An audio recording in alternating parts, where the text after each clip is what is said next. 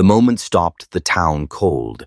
It was just past 9, the dust of Main Street still wet with morning dew, and a dozen voices were murmuring around the general store when a girl, 6 years old, in a faded pale blue dress and boots 2 sizes too big, walked straight through the cluster of grown-ups, lifted her chin, and stared up at the tallest, quietest man in Red Bluff. "They said you eat children," she said. The street fell silent. Buck Garrison blinked. The scar on his cheek twitched, and he looked down at her, expecting her to bolt like the rest of them always did. She didn't. Instead, she stepped forward and wrapped both arms around his waist in the most innocent, fearless hug he had ever felt in his life. 5 seconds passed, then 10. The smell of biscuits and pine smoke drifted in the air. Someone across the street dropped a tin bucket.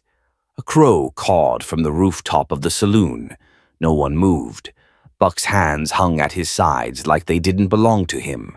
He hadn't been hugged in 3 years, hadn't been looked at like this in longer. The girl's cheek pressed lightly into his shirt. Her breath was steady. She didn't flinch, didn't tremble. When she let go, she looked up at him again and nodded. "You don't look hungry," she said, satisfied. The murmur that followed was sharp as a slap. Martha Caldwell, the girl's aunt, stormed across the street, red in the face, scooping the child into her arms like a mother bear.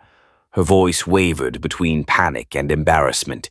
"Fay Louise Caldwell, what in heaven's name do you think you're doing?"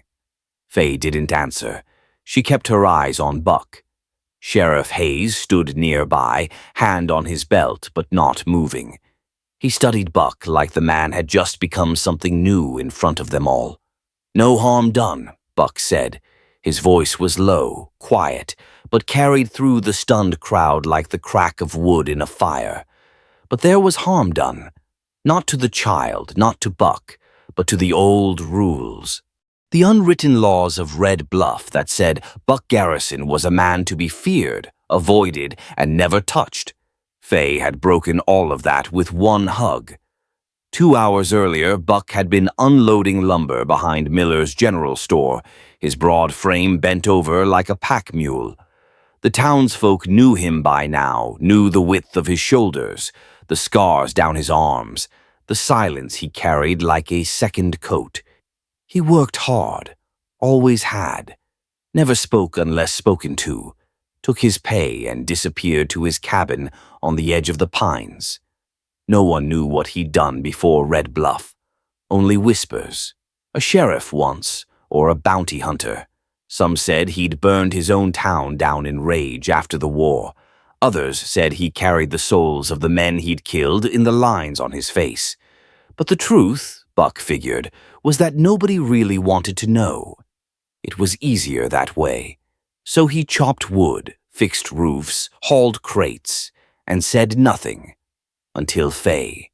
The girl had shown up in town a month earlier, after her parents were killed in a wagon crash up north. Her aunt, Martha Caldwell, had taken her in, though most guessed she hadn't much choice in the matter. Martha ran the town's only seamstress shop and was a strict, no-nonsense woman, with a permanent crease between her eyebrows and a long memory for gossip. Fay didn't fit her mold. The girl climbed trees, asked too many questions, talked to birds, disappeared for hours, and wouldn't stop leaving thunderous silences in rooms where adults tried to pretend everything was fine. She didn't cry. Not once. That scared Martha more than anything. Fay had big eyes and a small frame, and something wild behind her gaze, like she was always watching the world for the next time it would betray her. When she spoke that morning, the weight of it wasn't just her words, it was what she saw. After Martha dragged her away, after the crowd began to murmur again, Buck stood there a moment longer, looking down at the place where the girl's arms had wrapped around him. He hadn't moved when the sheriff came up beside him. "That the first time a child's touched you in a while?" Hayes asked, not unkindly. Buck didn't answer. but his silence said enough. "You all right?" the sheriff pressed. "Didn't hurt," Buck muttered. "Just unexpected." Hayes chuckled, a dry, tired sound. "She's a spitfire, that one. Been causing trouble ever since she got here. Climbed onto the church roof last week. Said she was looking for her parents' star. Broke Miss May's butter churn the week before that. Claimed it was cursed." Martha's at her wit's end. Buck gave a slow nod, his gaze distant. "She's sad," he said. Hayes blinked. "You saw that?" "Same way I saw it in you." "And in me," the sheriff didn't reply to that. He didn't need to. That afternoon, Buck found himself by the creek behind the boarding house, taking a break under a sycamore tree. The spring sun filtered through the leaves like spilled gold. He hadn't meant to think about her, but she kept coming back, those curious eyes, the way she had hugged him like it was the most natural thing in the world. He was still lost in thought when a soft voice broke through the rustling leaves. "I told them you weren't scary." Faye stood a few feet away, holding a wilted daisy and dragging her boots through the dust. Her dress was wrinkled and her hair half out of its braid. "I told them you looked sad, not hungry." Buck straightened but didn't speak. She moved closer, slowly, watching him like he might vanish. "My aunt says I'm not supposed to talk to you," she said. "Says you've done bad things." Buck nodded once. "I have." Faye considered that. "Did you hurt children?"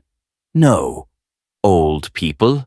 "No." She studied him a moment longer, then shrugged. "Well, I did.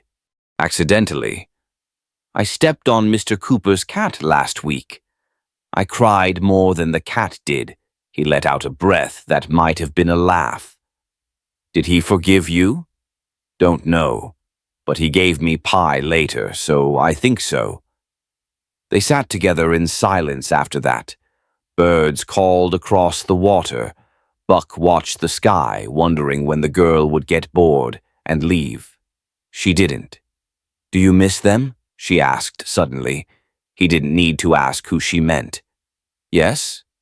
"Me too," she said. Then, "Mine died quick. Yours didn't, did they?" His hands clenched. "No, they didn't." Faye nodded again, like she already knew. "People say it's bad to talk about the ones we lost," she said. "But I think it's worse not to." Buck stared at her, this little whirlwind of truth and dirt and stubborn light. "You talk to your aunt like that?" he asked. "She doesn't like it. Says it's not ladylike, but Mama said being kind was better than being proper." He looked at her then.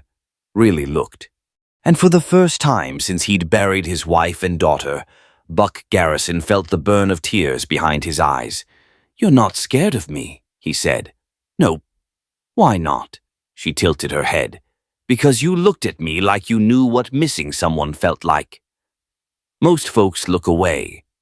Buck swallowed hard. She rose then, dusted off her skirt and turned to go. "I have to go before Aunt Martha sends the sheriff," she said, "but I'll see you tomorrow." "Why?" She smiled over her shoulder. "Because I think you're sad like me. And sad people shouldn't be alone." That night, Martha found Faye sitting on the porch steps, tracing shapes in the dust with her toe. "Did you really hug that man?" Martha asked, arms crossed, voice taut. Faye didn't look up. "I did." "Why on earth would you do such a thing?" "Because he needed it." Martha exhaled through her nose, clearly not sure how to argue with that. Faye finally glanced up. "He's sad, Aunt Martha," she said quietly. "Just like me." And from the porch rail where Buck's carved name still lingered in the old wood, the town of Red Bluff began to shift. Tomorrow, everything would be different. The late afternoon sun spilled gold through the branches as Faye walked the dusty trail alone, a small basket clutched in both hands. The pie inside was still warm, her Aunt Martha's best attempt at kindness. But it wasn't for her. She'd waited all morning for the right time, After all, no one ever went up to Buck Garrison's place. Folks barely said his name. But Fay wasn't like the other children in Red Bluff. She wasn't scared of tall tales. She'd already seen worse. Up the ridge, the cabin looked like it had grown out of the earth-weathered wood, a crooked porch, and smoke rising lazy from the chimney. Fay hesitated at the edge of the clearing. For a long moment, the wind was the only sound, rustling through juniper and pinyon pine. Then she saw him. Buck was on one knee beside a wide tree stump, sleeves rolled up, shoulders hulking. His head was bent, his scarred hands working a carving knife with slow precision. A chunk of pale cedar rested on his knee, nearly shaped into the body of a small horse. Fay stepped forward, soft as a feather. She watched him silently from the edge of the porch. There was something sacred in the way he moved, focused, quiet, like the world didn't matter beyond what he was shaping. When he finally noticed her, Buck straightened, surprised. He didn't speak, just looked at her. This little girl in a faded blue dress and scuffed boots, standing alone. "I brought you something," she said, holding up the basket. "Aunt Martha made it, yeah, but I picked the apples." He nodded, taking the basket in silence. His voice came low and slow. "Thank you." Fay tilted her head. "Is that a horse?" Buck looked down at the carving, then back at her. "Not done yet?" "It's beautiful." His brow furrowed, uncertain how to respond. She climbed up the steps without being asked and sat cross-legged on the porch. "What's his name?" Buck hesitated. Then he ran a thumb along the smooth neck of the horse and said, "Thunder." "Thunder," she repeated softly, as if it were a secret only the two of them shared. "Did you make it for someone?" He stared at the half-finished figure. "No one? Just keeps my hands busy." Fay reached out and touched the wood gently, reverent. "It's the most beautiful thing I've seen since—" She stopped, swallowing the lump that rose up. Buck looked at her. "Since what?" She didn't answer, just kept her hand on the little horse. They sat there in silence, the kind that didn't need filling. The sun sank lower. Shadows grew longer across the porch. Somewhere far off, a hawk cried over the hills. "You know," Fay said after a while, "Aunt Martha said you were a carpenter." Before Buck nodded once. "Used to be." "What happened?" He glanced at her, then back down. "War. Then, some things—" "People say you did bad things," she said quietly, but not accusing. "Just curious." "I did some hard things," he said. "Doesn't mean I'm proud of all of it." Fay looked at him with a wisdom far beyond her 6 years. "People say a lot of things." He cracked the smallest smile. She pulled her knees up under her chin and whispered, "I think people are afraid of being alone with someone who isn't afraid of silence." Buck blinked, then let out a breath he hadn't realized he'd been holding. He picked up the carving again, turned it in his hands. "You like Thunder?" "I love him." "Then he's yours," Buck said, holding it out to her. Fay stared at him, eyes wide. "You mean it?" He nodded. Her fingers trembled slightly as she took the little horse. She held it to her chest like something sacred. "No one's ever made me anything," she whispered. Buck cleared his throat and stood. "You should head back." Getting dark, she stood too, hesitating. Then, without warning, she stepped forward and wrapped her arms around his leg. Not his waist, he was far too tall, but she held on tight, like a small child clinging to an oak tree. "I don't think you're scary," she said into the fabric of his trousers. He didn't know what to do with his hands. One of them hovered awkwardly above her head before gently resting there. As she stepped back and started down the trail, cradling Thunder in her arms, she turned and called over her shoulder, "If you ever go away, Thunder'll be real sad." Buck watched her walk down the path, her figure small but upright, the wooden horse clutched to her chest. Then he heard her voice, softer now. "Just like me, The sun was still warm on the roofs of Red Bluff when Buck Garrison walked beside the small girl with the blue dress and muddy shoes. Faye's tiny hand clutched the folds of his flannel sleeve, swinging gently as they made their way down Main Street. She didn't say much, but her silence wasn't the awkward kind Buck had grown used to. It felt more like trust, the kind that doesn't need words to sit still between two people.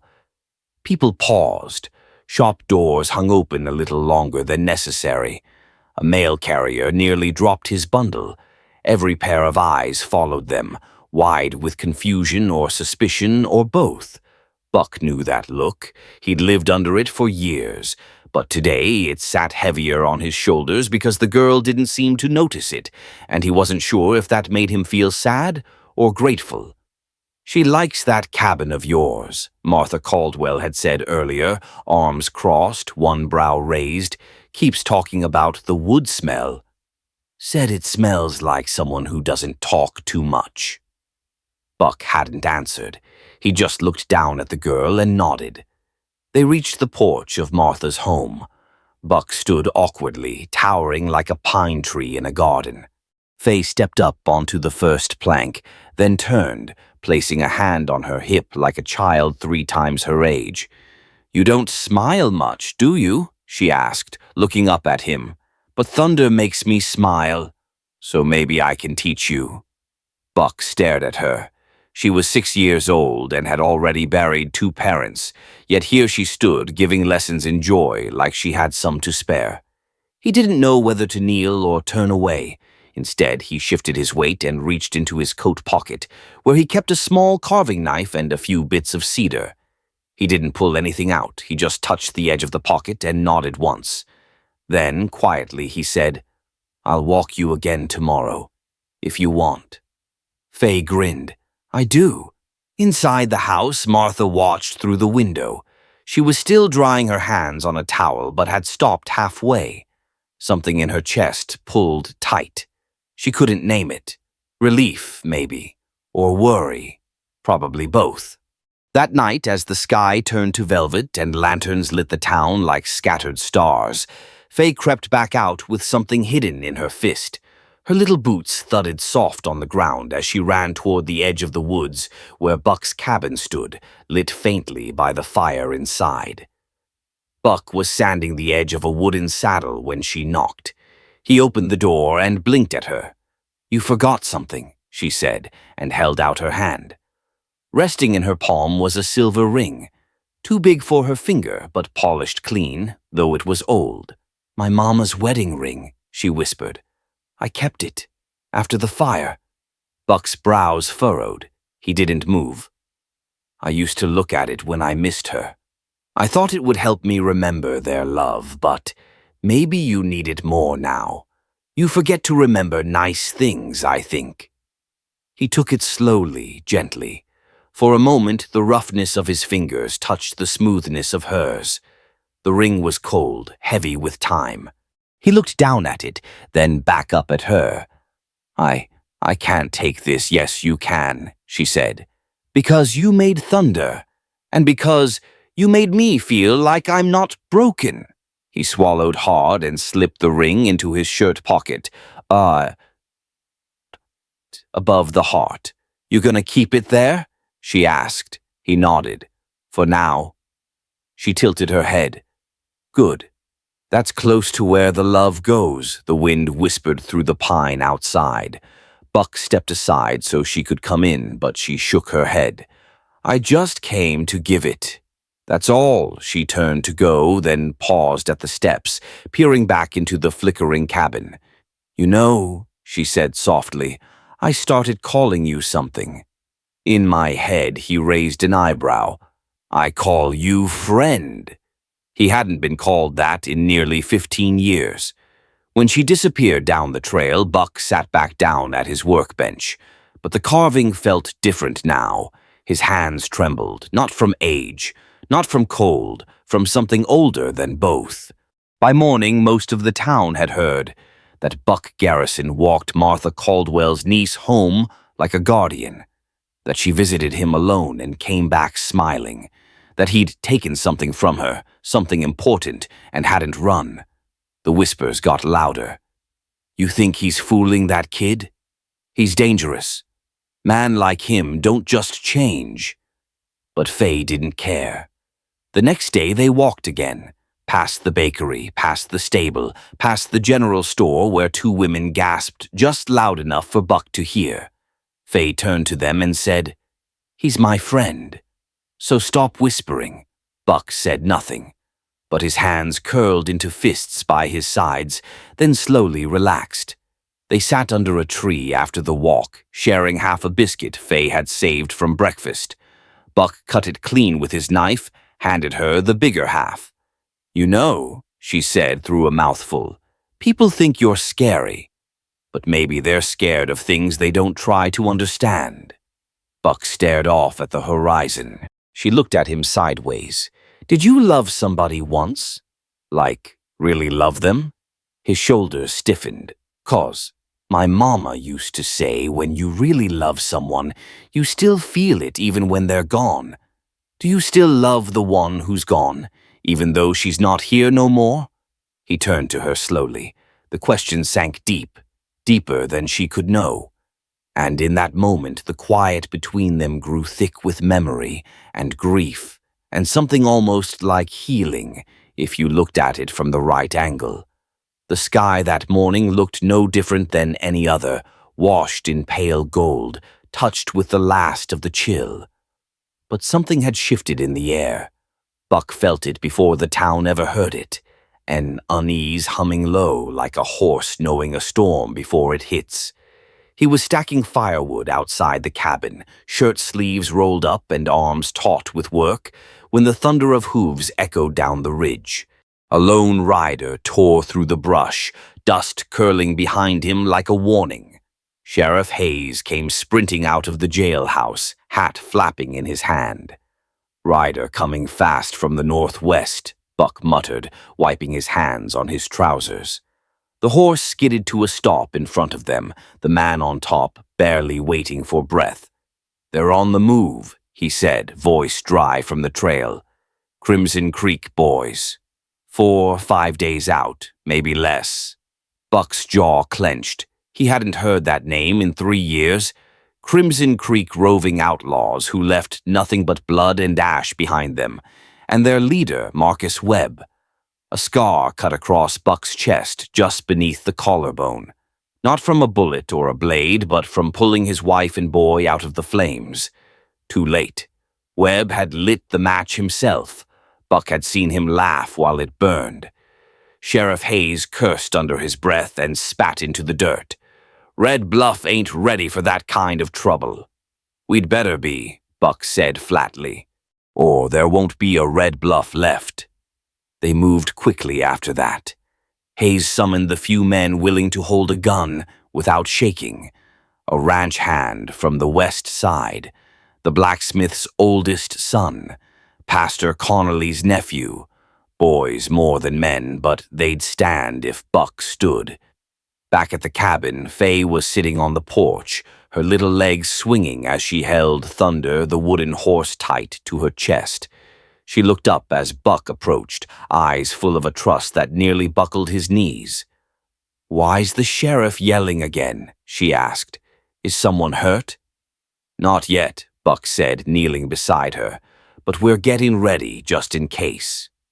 Faye tilted her head. "Like how squirrels gather nuts before winter?" Buck almost smiled. "Exactly." She handed him Thunder. "You keep him safe if you have to go." He's brave. Buck felt the weight of the toy, the smooth wood under his palm. He couldn't bring himself to tell her the truth, that the man who'd taken everything from him might ride through that very valley again. That vengeance and violence had their own scent, and he could already smell it in the pines. At sundown, Buck rode to the bluff above town. It gave him a wide view, the north road slicing through hills and sage, the open plains to the east. From here, he could count every soul who walked Main Street. He saw Mrs. Whitlow drawing the curtains of the bakery, old Amos locking up the general store, and Faye playing in the yard, her arms stretched out like wings. He hadn't held a gun in years, not since that night, but he opened the old trunk beneath the cot and found it waiting. His Colt Dragoon, oiled and heavy, cold to the touch.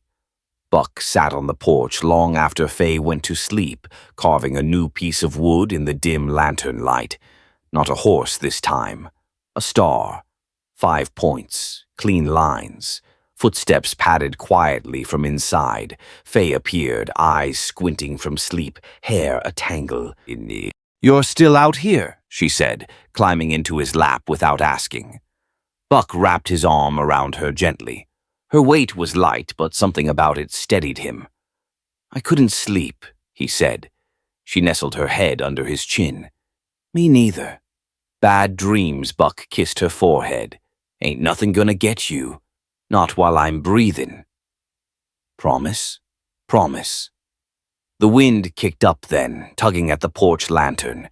It brought with it the scent of smoke, not from any fire nearby, but something distant, something moving. Buck carried Faye to bed and tucked her under the quilt. She clung to Thunder, cheeks flushed from the warmth of the room. As he watched her drift off, the hollow inside him stirred again. But this time it wasn't grief. It was resolve, something iron-hard and ancient rising through his chest. He leaned against the doorframe, gun belt hanging beside him, and watched the dark stretch wide over Red Bluff. "I'll die before I let the past take her too," he whispered. "Not again. Not her." The storm held off, but the air felt full of warnings. Buck woke before the sun. He lit the fire quietly and stepped barefoot across the wooden floor of the cabin, every groan of the planks beneath him, like the voice of something buried. He hadn't touched that trap door in 3 years, not since he nailed it shut and swore to God he was done with killing. But the name Marcus Webb had unearthed something ugly and true. He moved the table aside, rolled up the old rug, and pried loose the boards by the hearth. The scent hit first dust, oil, thyme, then the sight. Wrapped in canvas, bound with a fraying cord, sat the only things he'd kept from before. He opened it slowly. The first was a letter, ink faded and handwriting sharp. His father's, a sheriff in Oklahoma back when Buck was still chasing calves barefoot. The letter had traveled with Buck for years, always unread. He read it now. "Justice is heavy, son. Some days it'll break your back. But when you lay your head down, it's the only weight worth carrying." Next was the badge, silver dulled by time, cracked across the star's edge from a bullet that never found its mark. His father died 2 weeks after handing it to Buck, and finally the Colt, his father's sidearm, cleaned and oiled, still deadly. Buck held it like a memory that didn't want to be remembered. The floor creaked behind him. "Is that a real gun?" He turned. Faye stood in the doorway, hair still tousled from sleep, Thunder tucked under one arm. "It is," he said softly, setting the Colt across his knees. She stepped closer, bare feet silent on the wood. Her eyes flicked from the weapon to the letter in his hand. "Are you gonna shoot somebody?" He didn't answer right away. Faye's voice didn't waver. "Are they coming here?" "Is it bad?" Buck looked into her eyes. She wasn't afraid, not really, just waiting for the truth. "His name is Marcus Webb," Buck said, voice low and steady. 3 years ago, he burned down my cabin, killed my wife. My son Faye said nothing. Her little fingers reached out and touched the handle of the Colt just once, as if to make it real. "I used to think if I ran far enough, I'd outrun the fire," Buck said. "But fire don't care about distance.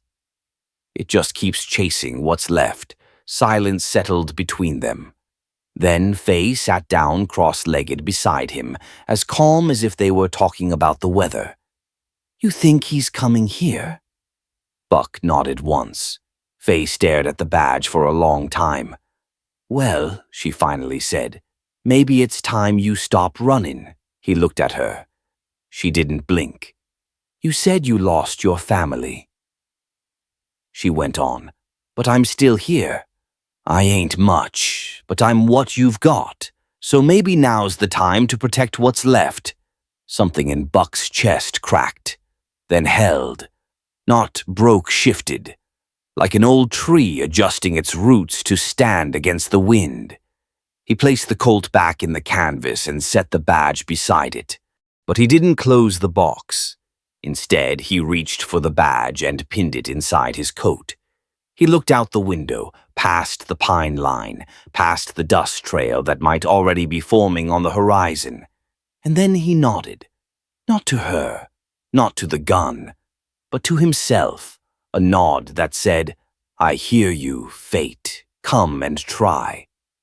From the corner of the room, a crow let out a sharp caw, and the wind shifted again, carrying not fear this time, but something colder. Determination. Somewhere out there, Marcus Webb was riding closer, and Buck Callahan, who once laid his guns in the ground and walked away, was about to show him what a man with something to protect could do. He rose to his feet, and the floor beneath him didn't groan anymore. It braced. The town of Dry Creek had never quite figured out what to make of Buck Callahan. Too big, too quiet, too scarred. Folks crossed the street when he came through. Children stared from behind curtains. No one ever asked where he went every Tuesday with supplies, or why he didn't go to church. But when word spread that Marcus Webb was coming with guns, with men, with fire in his mouth, folks stopped wondering and started worrying. Sheriff Niles had left for Fort Hays 3 weeks back and hadn't come back. The rest of the town was barely held together by rusted hinges and old prayers. It was Doc Tomlin who first said it out loud. "We need Buck." The meeting was held inside the saloon, not out of comfort, but because it was the only place with space enough to fit them all. Martha sat stiff by the window, arms crossed tight. Silas, the blacksmith, leaned against the wall, hands stained and shaking. Even the preacher came, hat clutched to his chest like it might shield him from what was coming. When Buck stepped in, silence followed him like a shadow. He didn't speak right away, just stood near the stove, the firelight casting lines across his face like a map of all he'd lost. "I won't pretend to be what I used to be," he said finally, "but I've fought men like Marcus Webb, and I can help you fight him if you want me to." There were murmurs, looks exchanged, then questions came fast. How many men he got? Will they burn the feed store? What if he comes for our kids? Martha's voice cut through them all. You think you can stop what's coming? Buck didn't flinch. No, but I can slow it down. I can give you time to decide what kind of town you want to be. Silence again. Then Martha stood up, walked straight to him. Her face was hard as granite. You're just another man with a gat. We've had plenty, Buck met her eyes. I'm not looking for blood. I'm looking to keep yours in your veins. She stared a long while. Then, out of nowhere, her voice dropped to a murmur. Faye doesn't cry at night anymore. Not since she met you. The words hung in the air. The entire room shifted. It was subtle, the way shoulders eased, the way eyes stopped narrowing. People who used to see a threat now saw something else. A wall, a mountain, a man who didn't run. That afternoon, Buck walked the edge of town with Silas and 2 ranch hands, marking high points, places for sandbags, a spot to funnel the attackers if they came on horseback. He taught them how to set up a false front, make it look like the church had 10 armed men inside, when in truth it was empty but for 2 pitchforks and a lantern. At dusk, he found Martha in the general store, tying off burlap sacks. Thank you, she said quietly. He shook his head. Don't thank me yet. She didn't smile. I'm not thanking you for what you might do. I'm thanking you for what you already changed that night. By lantern light, he carved more slats for the shutters and reinforced the cabin door. Faye helped, handing him nails one by one, her face serious. "Is it gonna be bad?" she asked. "Maybe," Buck said. "You scared?" He thought about it. "Yeah, some—" She nodded like that made sense. "You know," she said, curling up on the rug with Thunder beside her, "if you win, I'm gonna draw us—" He looked up from the hammer. "You and me. Maybe Martha, too. I'll draw us all smiling, like a real picture you hang on a wall." Buck didn't answer. He just sat there, staring at the fire. Outside, wind picked up again, this time sharper, carrying dust and something else hoofbeats, far off and scattered. Marcus Webb was getting close, and Buck knew the time for memory was over. It was time to become the man the town needed, whether they believed in him or not, because one little girl already did. And that was enough. The wind came early that morning, dragging a storm's breath with it. Buck was stacking sacks behind the mercantile when a rider came hard up the main street. Dust flew. The horse was lathered.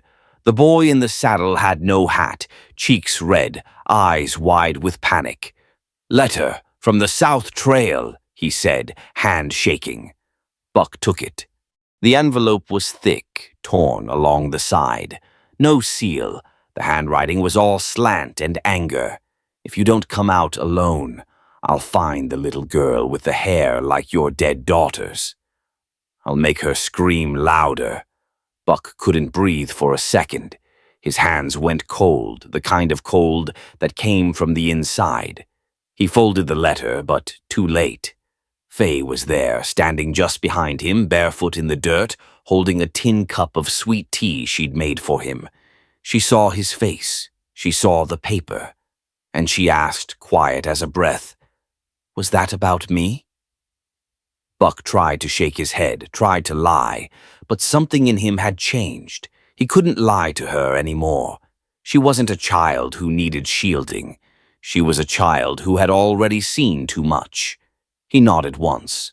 Faye didn't cry, didn't even blink. Instead, she walked up to him, took the paper from his calloused hand, and read it herself. Buck moved to take it back, but she held it tight. When she finished, she looked up at him.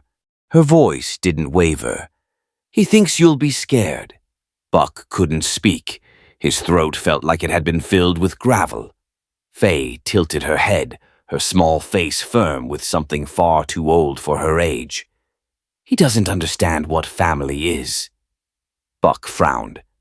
"Faye," she took a step closer, "family isn't who you're afraid of. It's who stands with you when you're afraid. He doesn't get that. But I do, because of you that undid him." All the years Buck had lived like a ghost, haunted by the sound of his daughter's laugh, the feel of her curls in his hand. He had never imagined another child could reach in and light a match in all that dark. But Faye had, and now she stood before him like a flame. Later that day, Buck rode out to the edge of town, alone. Just past Miller's Creek, he stopped beneath a cedar and sat on a rock, where the wind funneled through the canyon and whispered things that only broken men could hear. He pulled the letter out again, read it once more. Then he lit a match. He let it burn in his hand until the fire kissed his fingertips, and he dropped it to the dust. The letter curled and blackened and blew away. Marcus Webb thought fear would do the job. But Faye had given Buck something that burned hotter than fear. He rode back before sunset, and as he reached the churchyard, he saw Martha hammering wooden planks onto the windows. She looked up. "He's close," she said. "I know," Buck answered. "You going to run?" "No. I'm going to finish it." That night, they gathered in the parlor. Thunder lay across the floor like a stone wall. Martha stitched a tear in Faye's dress, while Buck stared into the fire, his jaw tight. "You're shaking," Faye said softly. He looked down at his hands. She was right. Buck Callahan had never been afraid to die. He'd lived with death curled around his ribs for years. But this time it was different. He wasn't fighting to settle a score. He wasn't fighting to punish himself for surviving. He was fighting for Faye, for the quiet way she touched his arm when she passed, for the pictures she drew of cabins and dogs and mountains with 3 people standing in front of them, for the girl who no longer cried at night, for a future. And that was something worth being scared for. He turned toward her, his voice low. "I'm going to need your help tomorrow." Faye nodded like she'd been expecting him to say that all along. "Okay, but when we win," she said, crawling into her blanket, "you owe me a real wall to hang my drawing." Buck smiled, just a flicker. "Deal." The wind picked up again outside, louder now. Trouble was coming. But this time Buck wouldn't be facing it alone. The morning sky bled into gray, thick with the smell of rain and gunpowder before the first shot was even fired. Crimson Creek's gang came in through both ends of town, their horses foaming, hooves slicing dust like blades. No one said a word, but curtains were drawn, doors shut fast. The people of Juniper Pass had seen violence before, but never like this. Marcus Webb led them, sitting tall in the saddle, his duster flapping like a flag of war. His grin was all teeth, his eyes dead. Behind him, 6 riders fanned out, faces covered, rifles loaded, fingers twitching. Buck stood alone in the middle of Main Street. He hadn't worn his gun belt in years. But it was on now, slung low on his hip, tied at the thigh. A small line of blood ran from his temple where he'd nicked himself shaving that morning.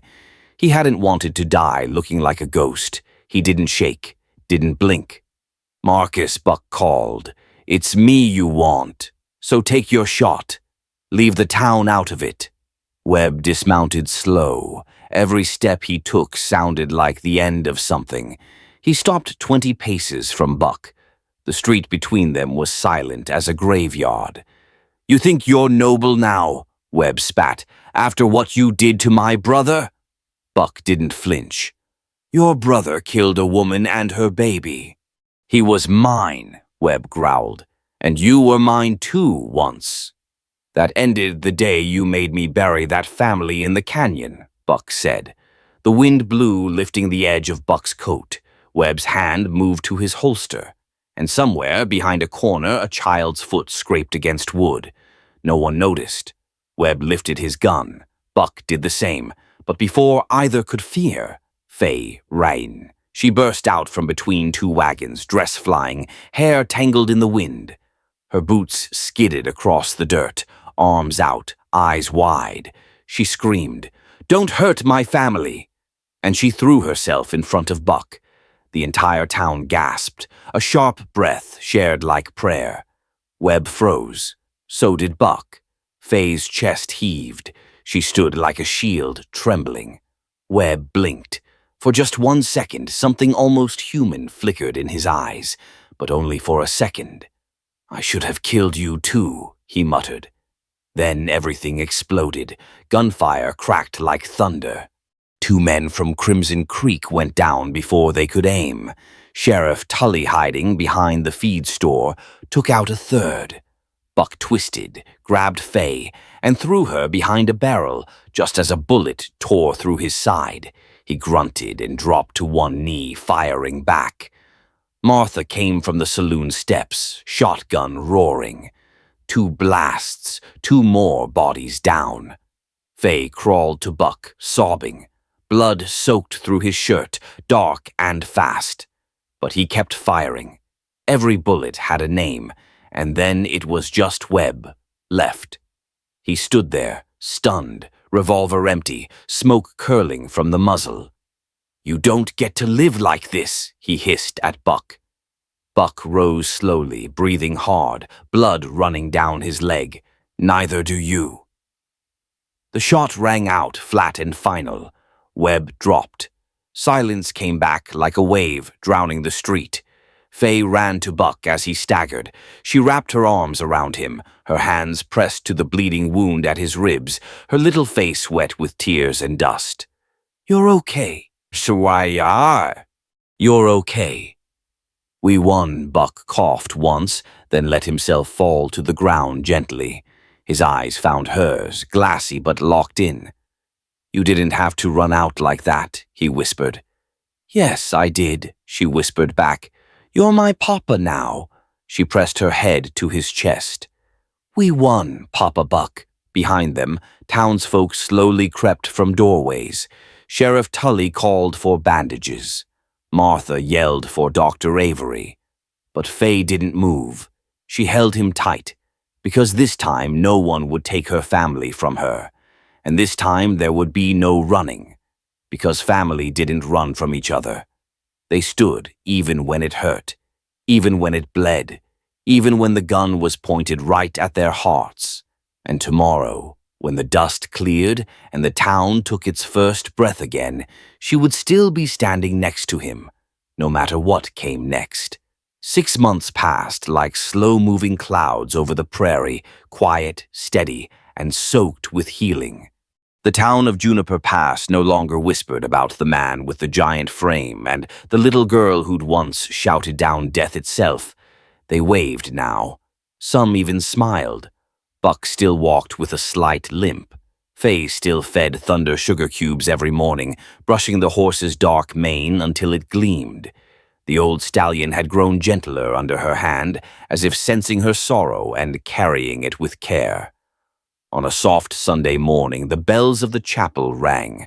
Not for a funeral, not for a shootout, just for light and peace and the hum of people trying again. Buck stood on the wooden steps of the church, his best shirt half tucked, a sprig of prairie lavender pinned to his vest. Beside him, Fay clutched the reins of Thunder, dressed in a soft blue cotton dress Martha had stitched by hand. Her hair had grown past her shoulders now, sun-streaked and brushed with care. A photographer from Amarillo had come into town with a trunk full of glass plates and patience. He adjusted his tripod while Buck and Fay stood still in the morning light. Now don't blink, the man warned. This frame's got to last longer than memory. Fay leaned her head against Buck's elbow. Buck didn't move, didn't smile. Until he did. Just a flicker, but it showed in the final print. A few weeks later, the photograph was delivered, carefully wrapped in butcher paper. Buck didn't hang it in the saloon. Not in the bunkhouse. He nailed it above the stone fireplace in his cabin, beside the drawing Fay had made of him big hat, wide grin, and arms like tree trunks, and a folded letter in his father's hand that had survived years of ash and regret. Next to them hung a simple ring, gold, worn smooth. It had once belonged to Buck's mother, then sat forgotten in a drawer.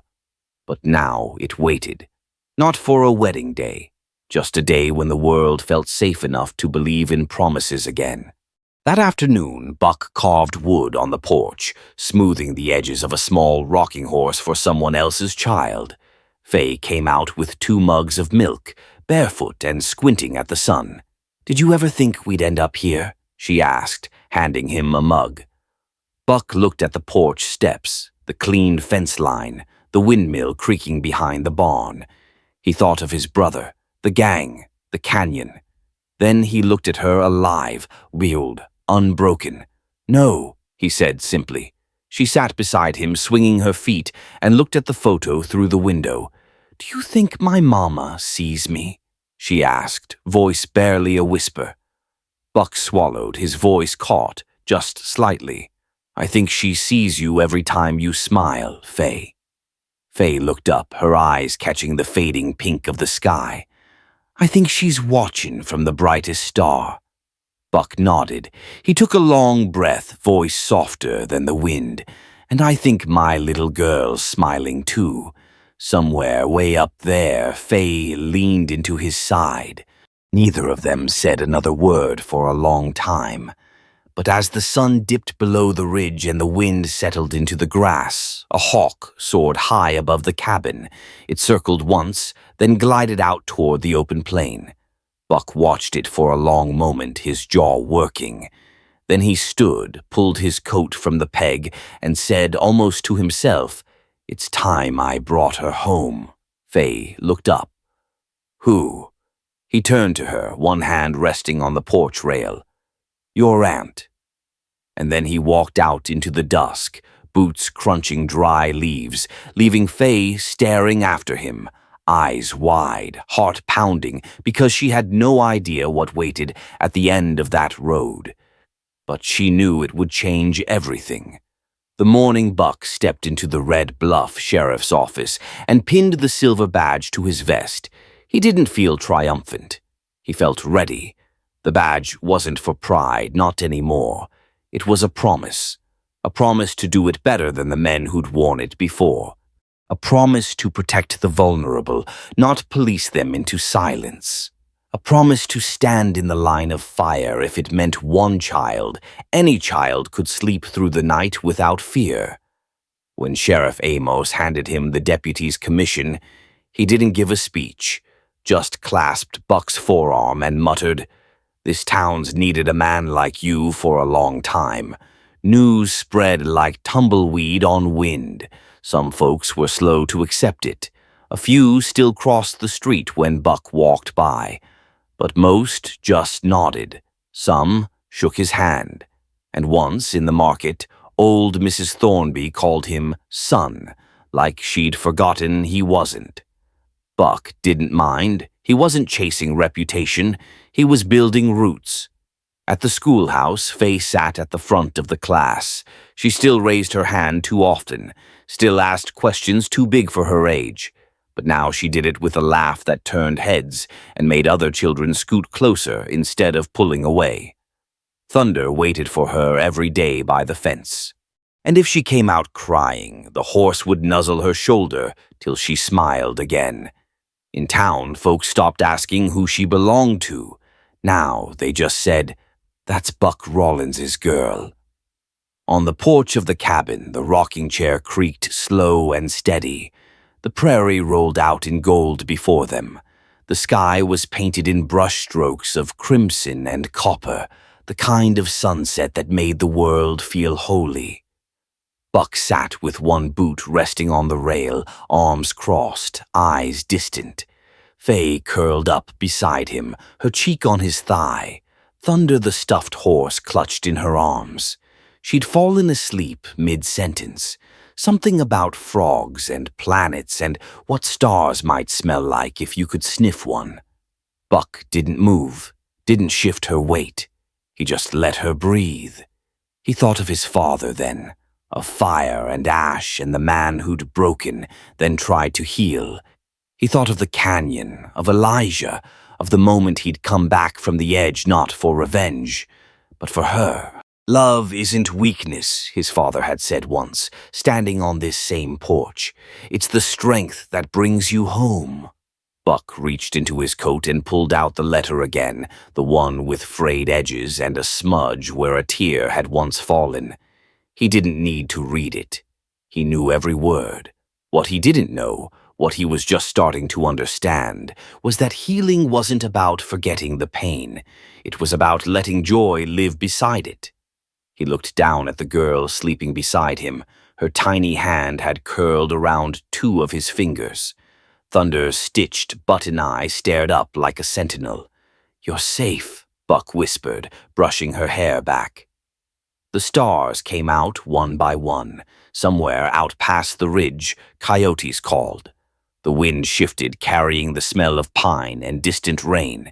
And still he sat, unmoving. Because he knew peace was fragile, he also knew it could last. He would teach Faye to ride better, to shoot straighter. Not so she could fight, but so she would never feel helpless. And when she grew, she would teach others. And maybe one day she'd pin a badge too, not for power, but for purpose. Inside the house, the photo on the wall caught the last bit of light. Tomorrow would bring chores and law and noise. But for now, there was only this. A quiet porch, a giant cowboy, and a girl who'd brought him back from the dark. And out there, somewhere, someone else was hurting. Someone else was afraid. Buck looked to the horizon and nodded to himself. "We ain't done yet," he murmured. And so this ain't the end of the trail, just the start of a new ride. If you've walked with Buck and Fay this far, saddle up and stay with us. More tales wait just beyond the ridge. More hearts to heal, more fires to light. Subscribe to Western Legacy for tomorrow's story, because sometimes the wildest land grows the gentlest heroes.